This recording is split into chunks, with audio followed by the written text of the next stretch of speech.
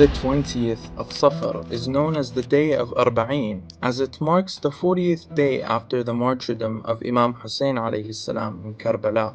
Since the fall of Saddam Hussein in Iraq in 2003, the world has been witnessing millions of pilgrims who annually travel to Iraq to mark Arbaeen by walking from Najaf to Karbala over a couple of days.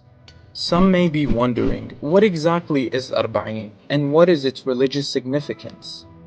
The origin of the Arbaeen visitation of Imam Hussain alayhi salam can be traced back to 61 Hijri, when the companion of the Prophet, Jabir ibn Abdullah al-Ansari, arrived in Karbala on the 20th of Safar and saw the graves of Imam al-Hussain and his companions on the plains of Karbala. It has also been reported in some works of history that the caravan of Imam Hussain alayhi salam that had been imprisoned by Yazid in Damascus were on their way back to Medina after being released. During their return, they also arrived in Karbala on the 20th of Safar and encountered Jabir.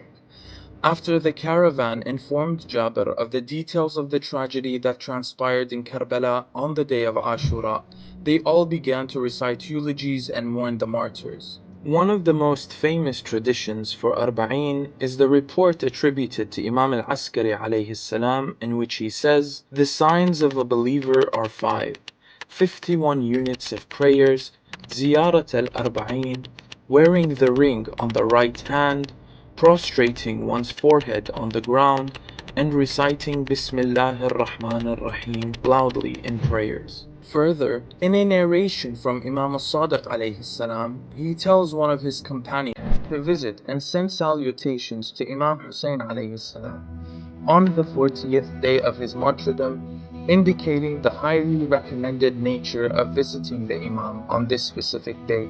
This establishes that visiting Imam al-Hussain alayhi salam on this day is not an innovation. Rather, it is from the teachings of the Prophet sallallahu alaihi wasallam and the inheritors of his knowledge, the Imams of the Ahlul Bayt alayhim salam. According to some narrations, walking to the ziyarah of Imam al-Hussain alayhi salam is itself relevant and has lots of rewards.